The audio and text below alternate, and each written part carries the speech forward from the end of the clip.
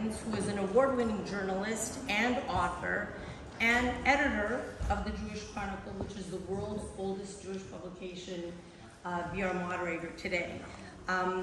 We had a preliminary discussion. I will let Jake introduce the panel today, and we look forward to a very good conversation. So thank you for coming and being here today. Jake, please.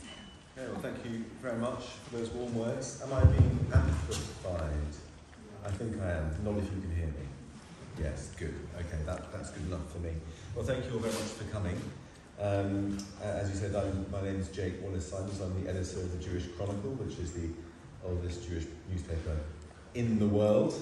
And it's a great honour to be here to talk about Ukraine's Jews and the war. And I'm joined by two very distinguished guests. On my left, which is your right, is Paul Robert Magocsi. And Professor Magocsi is a professor of history and political science at the University of Toronto, where he holds the endowed John Yaremko Chair of Ukrainian Studies.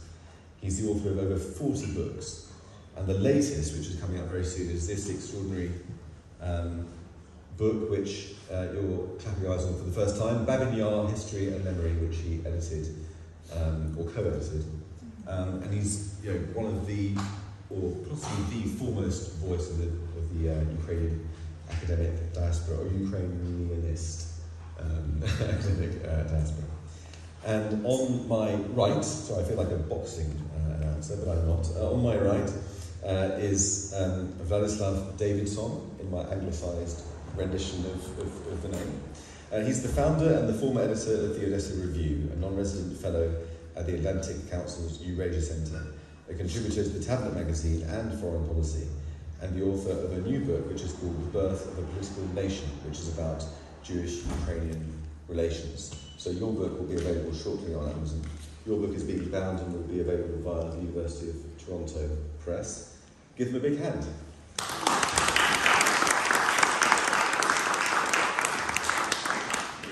Thank you. So we'll talk for about I don't know, half an hour or so, and then we'll take some questions from the audience. So if anything occurs to you, store it up and ask us at the end. And we're going to be talking about Ukraine and Jews, both now and historically in the past. So if we start off with now, I recall when the week of the invasion, when I was editing the Jewish Chronicle paper, and often when there are big world events, we look for a way to reflect that for a Jewish audience, for Jewish readership. And when it came to the Ukraine war, it was a very easy matter, not just because of the fact that Zelensky is Jewish, but also because of the rich Jewish history of Ukraine and the resonances that stretch back centuries in those traumatic events that are still continuing to this day. So I'd like to begin by asking Vladislav for your assessment of, just tease out some of the Jewish narratives of Ukraine crisis today, and how Jewish is the Ukraine war? Thank you for having me. Thank you for organizing this, Natalia. To our friends at the Ukrainian Jewish Encounter, thank you so much for all your support. This is a war of historical narratives, as much as it is a war of imperialism and rockets and artillery shells and all this. It is a war between the past and the present, a war between an idea of the future and an idea of the past, which is to say that Ukrainians are trying to go into the future and become good Europeans, or become normal people, have a normal state where they have a normal life. And the Russians, who, led by the last Homo Sovieticus president of the Russian Federation, a man who is stewed in the narratives of World War II and the grievances of World War II, and the Russian grievances of the 20th century and the 19th century, is leading a revanchist power that is viewing events and viewing the Western and future-oriented direction of Ukraine as an attack on his identity. And his identity as a Soviet person that doesn't really, have like a narrative connection to the economic system of the Soviet Union, is someone who gets his identity from imperial and World War II narratives of what it is to be Russian. So he comes into this war trying to denazify a liberal democratic regime, one with problems, but still a liberal democratic country, which is run by, we're going to get back to this, by a president who's a Ukrainian gentleman of Jewish descent, whose chief of staff is a Jew, whose mayor of the capital is of Jewish descent, and whose defense minister is a Jewish gentleman. So you have this really weird situation where the president of Russia, who's basically a 19th century imperialist, but a Homo Sovieticus person, wants to denazify a liberal state, which is run by a Jew, which is completely bizarre, right? It's really strange. And of course, Ukraine had the distinction of being the only country in the world, apart from Israel, to have had a Jewish prime minister and a Jewish president at the same time. Yeah, when President Poroshenko lost his re-election, when his cabinet was still in power and his caretaker prime minister, Mr. Groisman, was still prime minister, there was this really odd and funny moment when the president-elect, the coming-in president, and the caretaker prime minister of a previous cabinet were both Ukrainian gentlemen of Jewish descent. Groisman was of Jewish descent and Zelensky is of Jewish descent. So it's a really bizarre moment when there are two states in the world where both president and prime minister are of the faith. And before I bring the professor in, just one further question.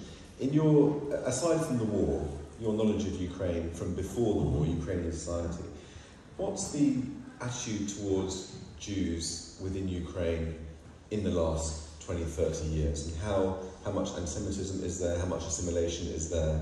How much cohesiveness is there between the Jewish community and the population at large? I mean, it's in that way a very normal, liberal and democratic European society. There is no state-sanctioned anti-Semitism of any kind.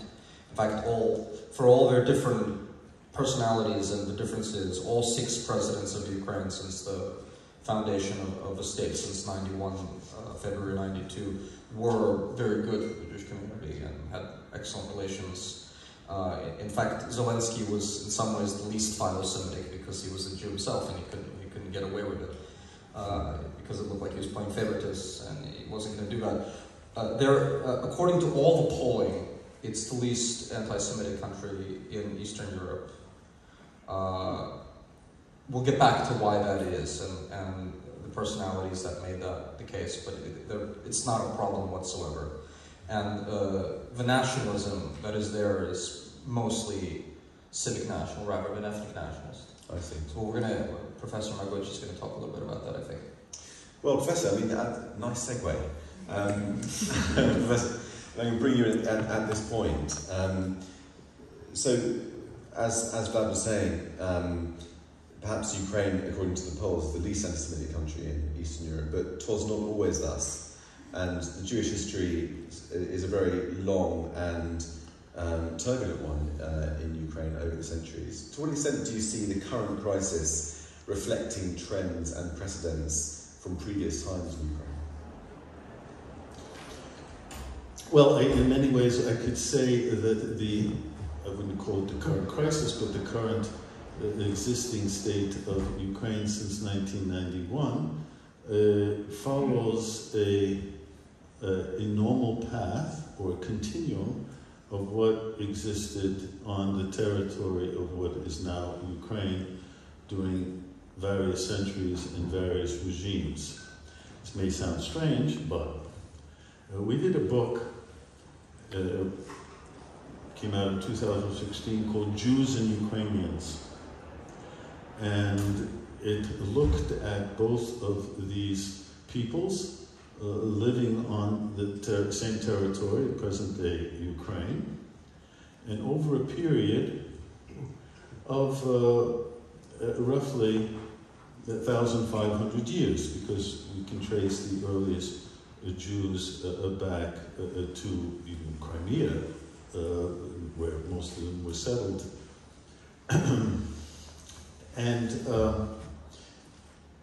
But even if we took the last 500 years, when Jews started to come to Ukraine, primarily from Central Europe, the Ashkenazim, in the 16th and certainly the 17th century, I should say the late 15th and 16th centuries, started this process.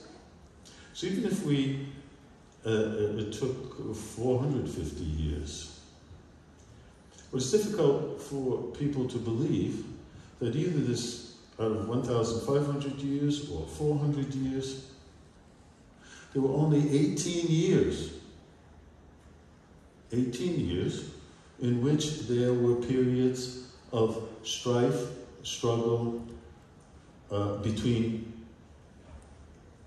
Jews and the other populations, non-Jews, that lived on the territory of Ukraine. And not all of those were ethnic Ukrainians.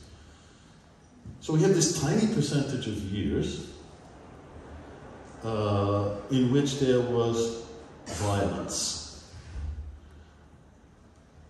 And yet, the historical record and the memory, certainly of Jews in that area, but even non-Jews, is focused on these 18 years. And during those 18 years, we have situations like the Khmelnytsky period, from 1648 to 1649 in particular, when there was violence against Jews. Then we have the second half of the 18th century, the Haidamach revolts, focused and largely remembered through the traditions around Uman. Then we have the beginnings of pogroms in the late 19th century, albeit very small in number in terms of the pogroms themselves, but also the loss of life, but nonetheless, there were pogroms. And then we have the period after World War II, a couple of years, in particular 1918 being the worst. And then we have World War II. But if we add up all of these periods, you're talking about not even 20 years. My point is that for the longest time, relations between Jews and non-Jews on the territory of Ukraine have been nonviolent, peaceful, interactive, and that tradition is carried on by the new state of Ukraine since 1991.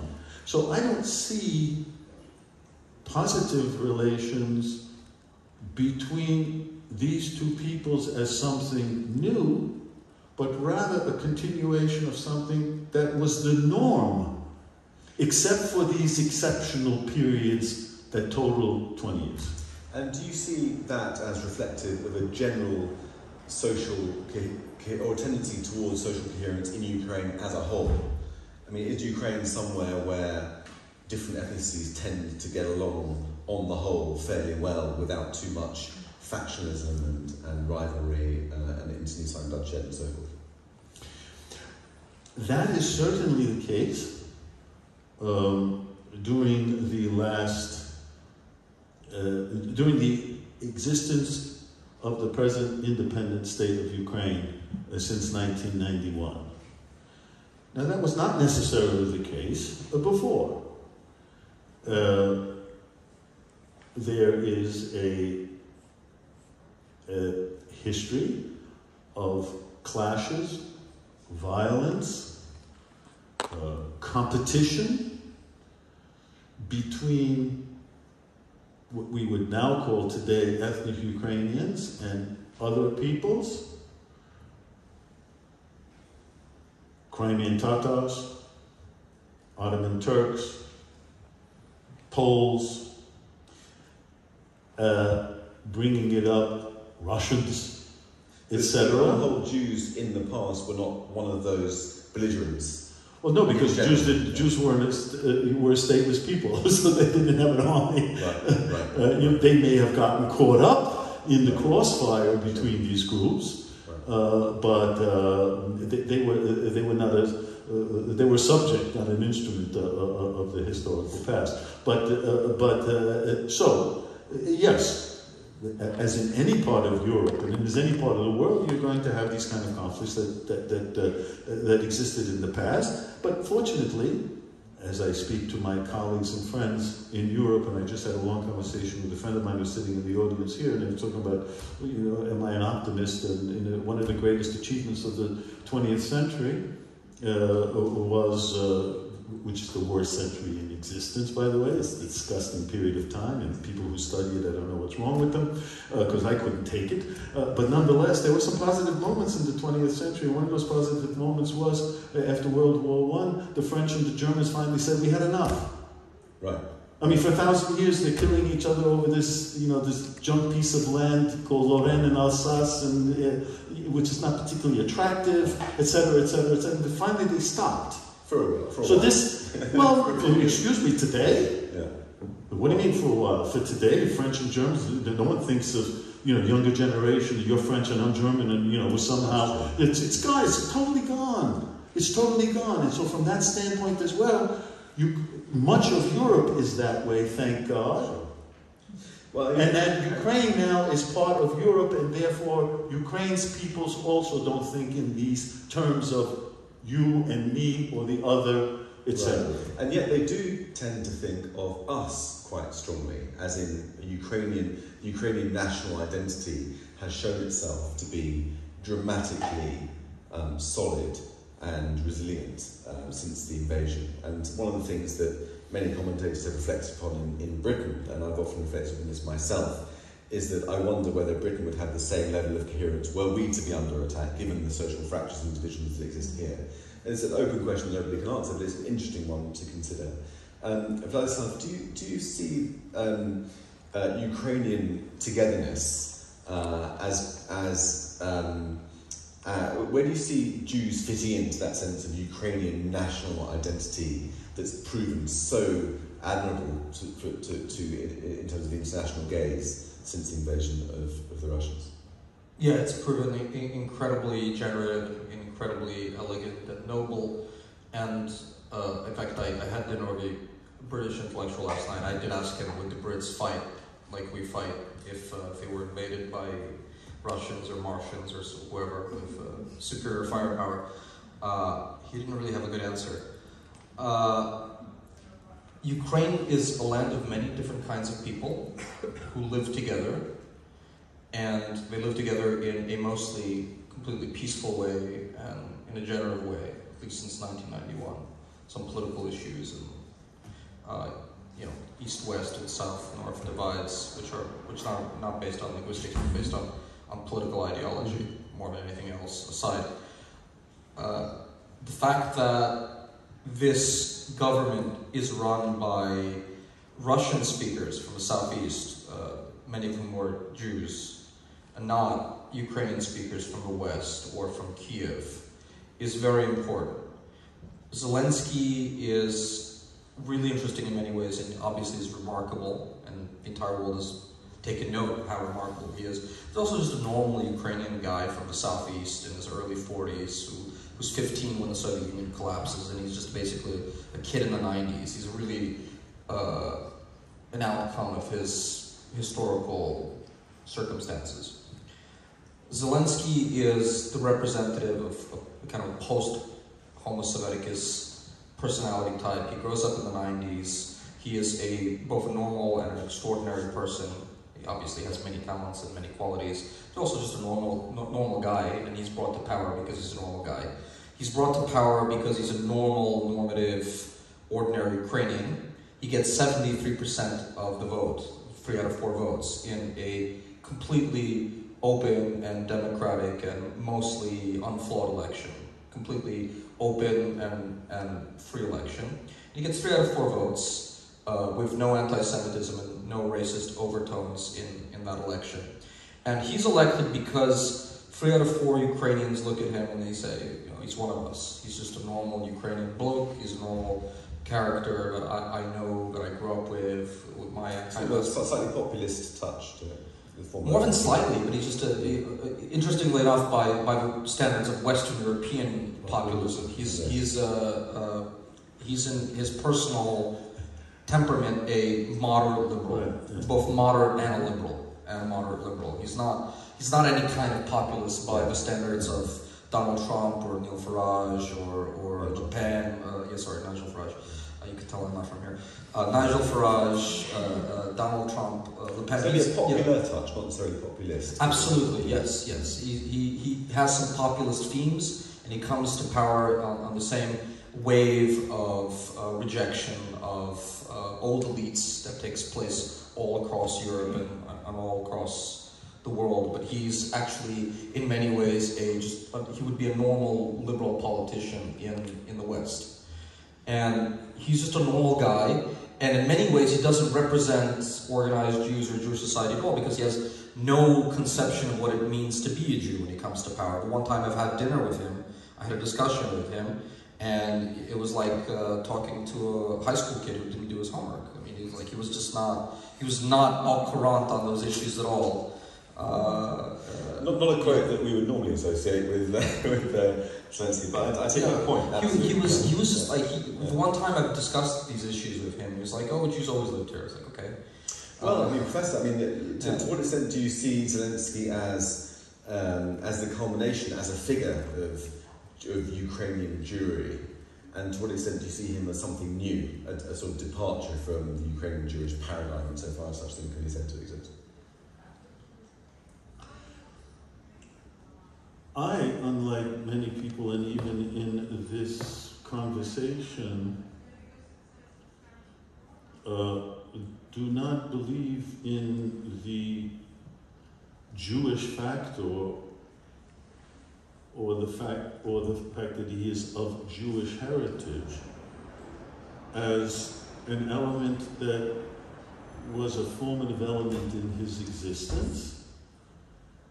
Number one. And number two, it certainly, as Vladislav has just pointed out, played no function and no role whatsoever in the election. And if anything, he is representative, very representative of the present day kind of mindset of Ukraine, in which the Jewish factor, like the Polish factor or any other ethnic background factor, is not a major factor.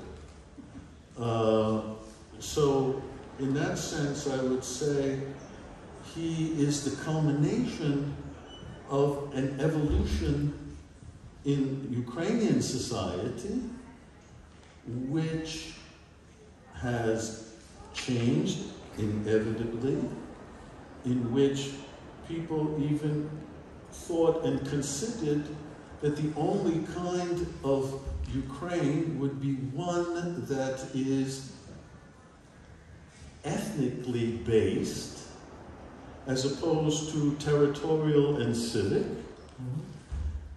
That didn't happen right away,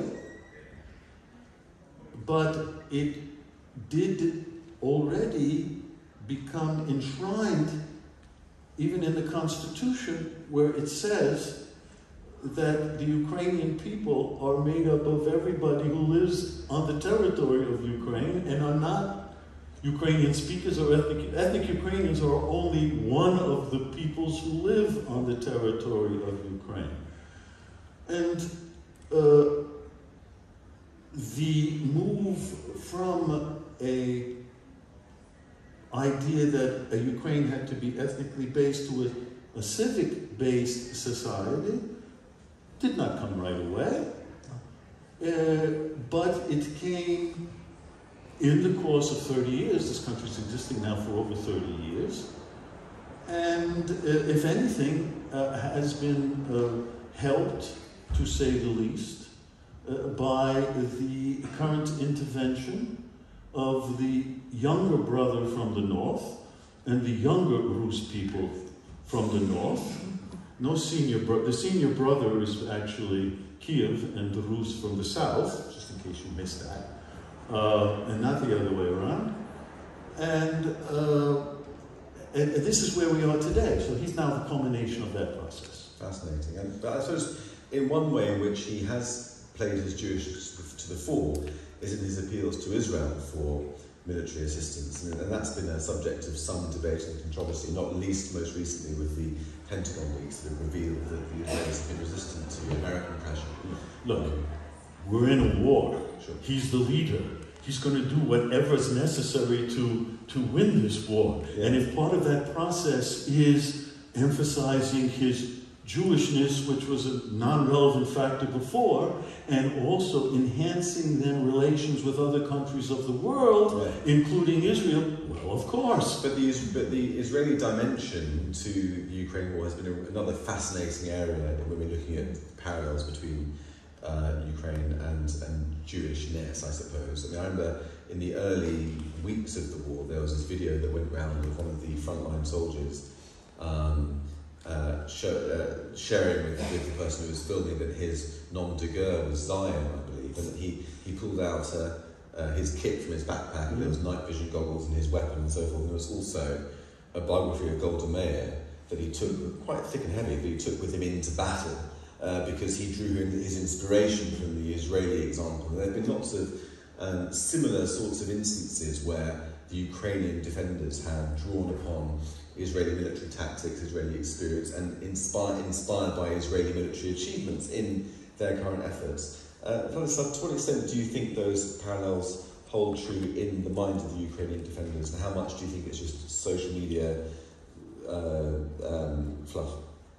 Okay, there's a lot there. First of all, the number of Ukrainian soldiers who served in the IDF is not small, Israeli Defense Forces. There are multiple, probably hundreds or maybe even somewhere close to 1,000 Ukrainian soldiers who were Ukrainian Jews who went off to Israel, served in the Israeli Defense Forces, came back with skills and fought in the Ukrainian army against the Russians. There's a lot of it. When you say not small, what sort of numbers are you talking about? Yeah, probably hundreds, maybe 8,000. I've met a lot of these people. I've met both in civilian life and on the front line.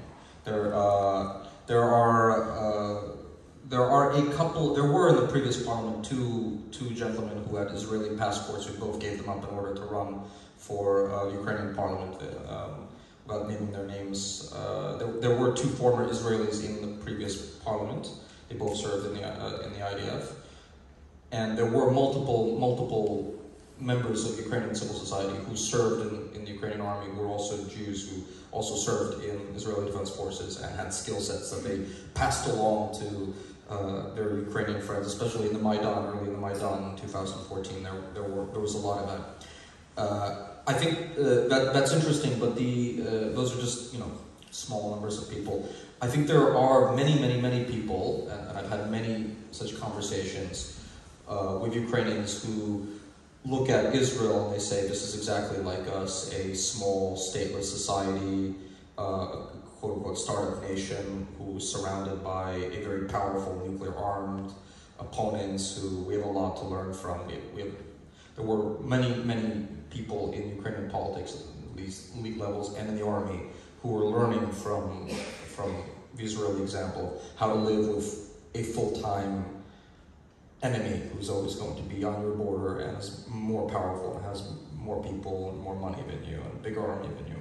That is certainly something that exists. I had a thought. I actually don't agree with Professor Magocsi about the Jewish factor not being important. There's a really interesting couple of characters in Ukraine, clerics, the imam of the Ukrainian Tatars, and one of the chief rabbis of Ukraine. There are several people who claim that mantle. Rabbi Asman, as you well know, Rabbi Asman is an Israeli citizen. I believe he was born in Moscow, but he was born in St. Petersburg, but he's an Israeli citizen. and he did serve in the Israeli Defense Forces, and he is a fighting rabbi. And he's become kind of a star. Rabbi Asman's on TV, running around with a gun, a Torah, and giving these grandiloquent, beautiful, over-the-top, eloquent speeches. You know, we'll fight them on the beaches, we will no pasaran, they will not pass. And he's really become kind of a national, I see Natalka is nodding over there. He's become a national sensation. You have this fighting rabbi.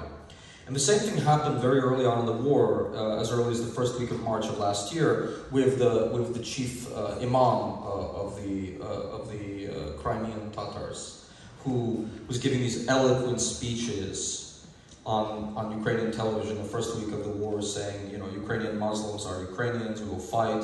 And he later actually did pick up arms and went off to fight the Russians, and he's actually now shooting people in Bakhmut. And the fact that that one of the chief imams and one of the chief rabbis became media personalities just by their over-the-top performativeness of Ukrainian nationalism.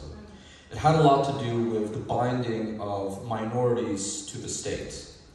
And it was not, I don't think it was predisposed, it wasn't a priori it was going to happen, that this was going to be a civic national kind of nationalist thing. You know, when you have a war, people become very patriotic. They bind together to their family, to their nation, to their state. This is normal. But it was not predisposed or predetermined. Predestined, thank you so much. That this was going to be a civic, national, Ukrainian, patriotic coming together. It could have been ethnic. That's in the DNA of Ukrainian political nation. It's not like there was no, like there was no ethnic nationalism anywhere in Ukraine. There are people who think like that. They're a minority, and that is not the way that things developed.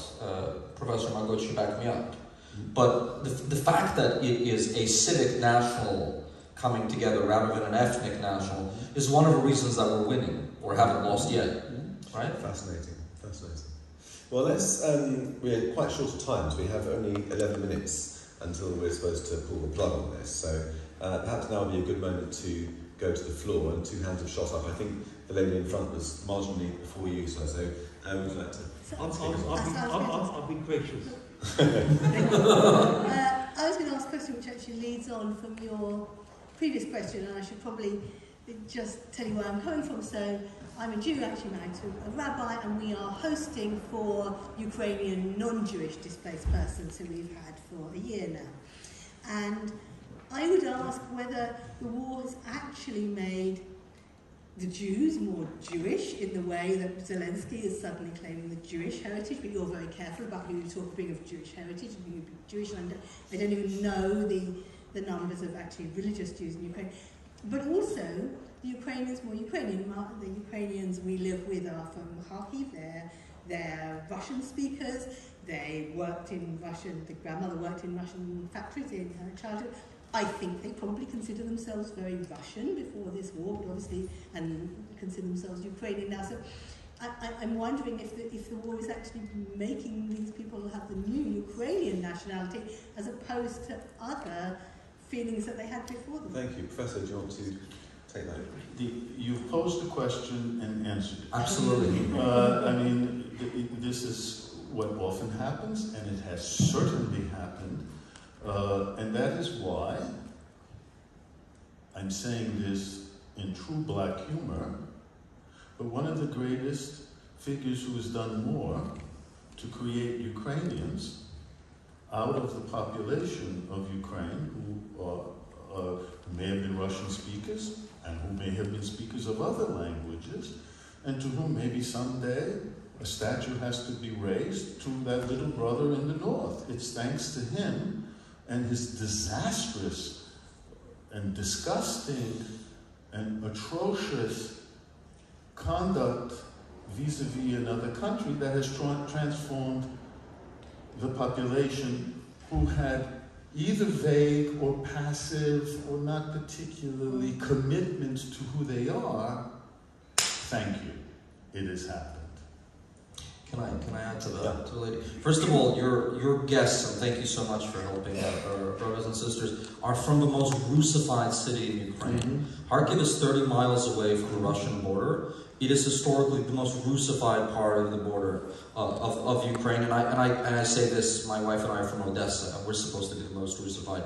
We're not. Your people from Kharkiv are the most embedded in kind of Russian mentality or something like that.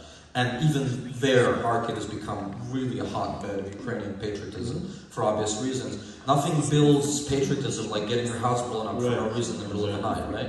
It's just, it's done wonders to Ukrainianize the south of Ukraine. And I never thought that Odessa would become this patriotic this quickly. That's where my wife and I are from. The other part of your question, Ukrainian Jews are not particularly religious. Most of them are very secular. Most of them remain secular.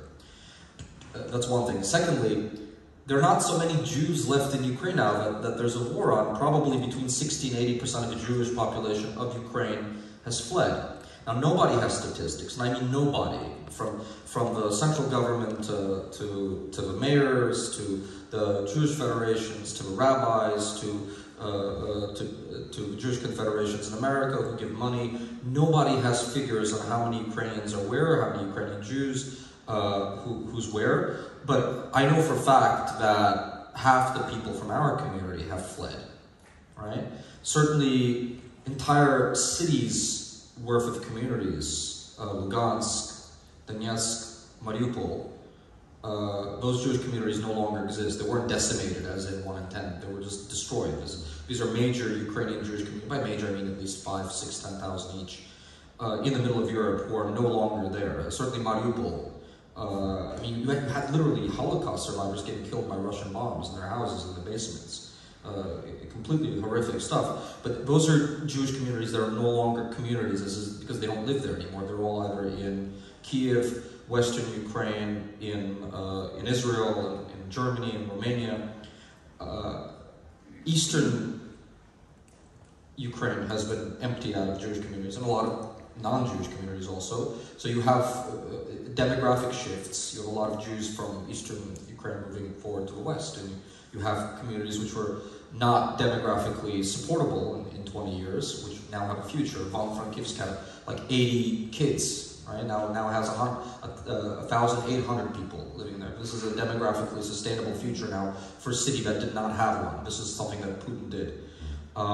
Something we said earlier at lunch today. This is really remarkable.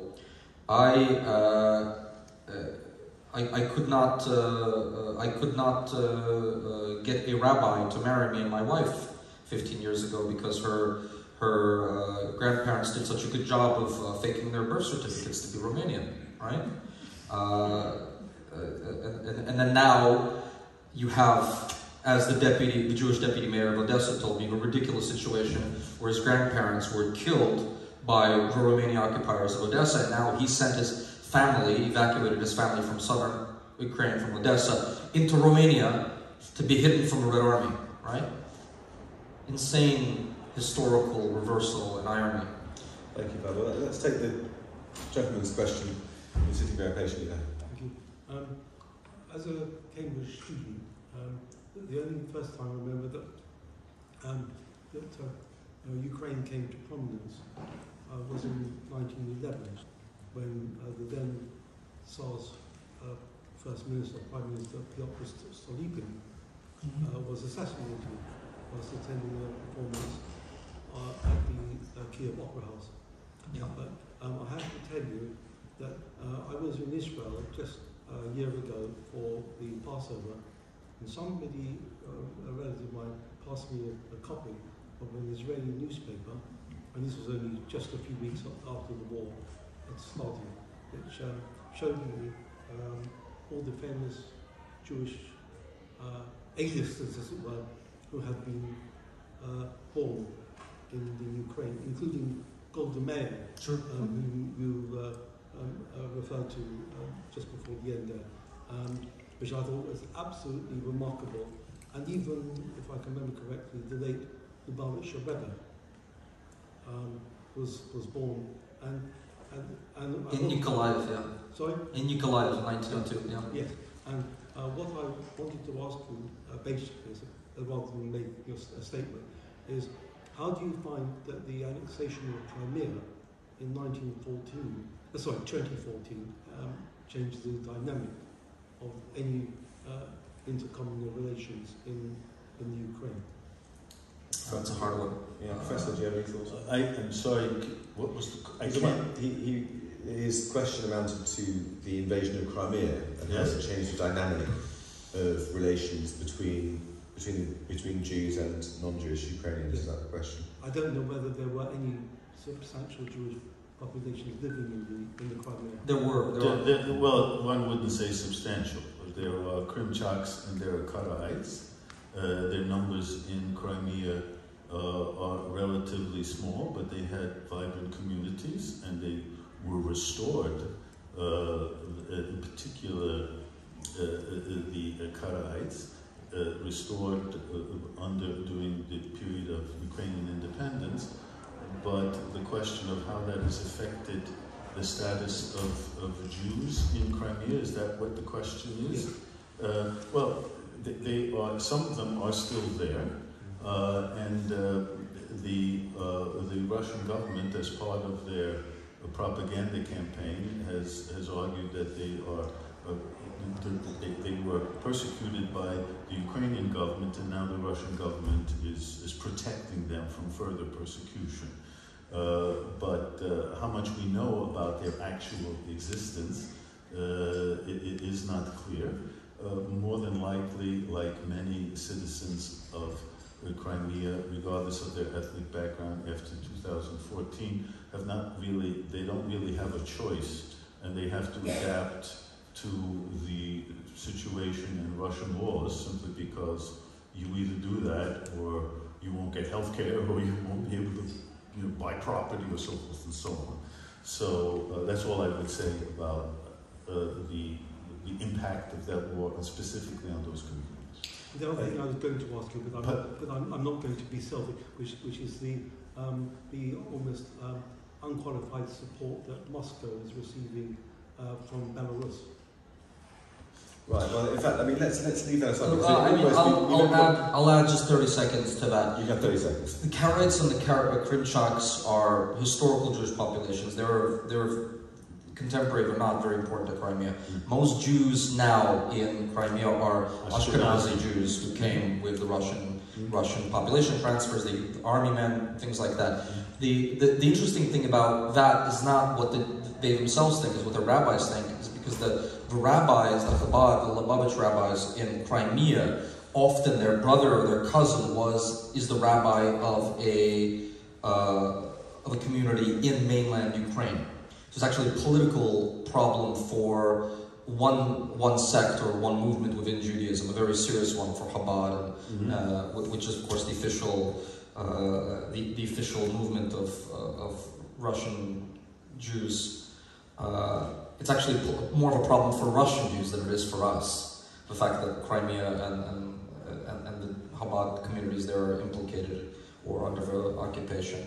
The Russian-Ukrainian Jewish issue is actually, we didn't even talk about that, but it's fascinating, very important also. So many things we haven't talked about. I'm afraid the clock has robbed us of our discussion. So thank you all for coming, and if you'd like to ask any further questions, I'm sure we'll be hanging around here and chatting a bit more. Yep. But in terms of the event, thank you to Professor Magocsi, thank you to Vladislav Davidzon, and thank you very much to you.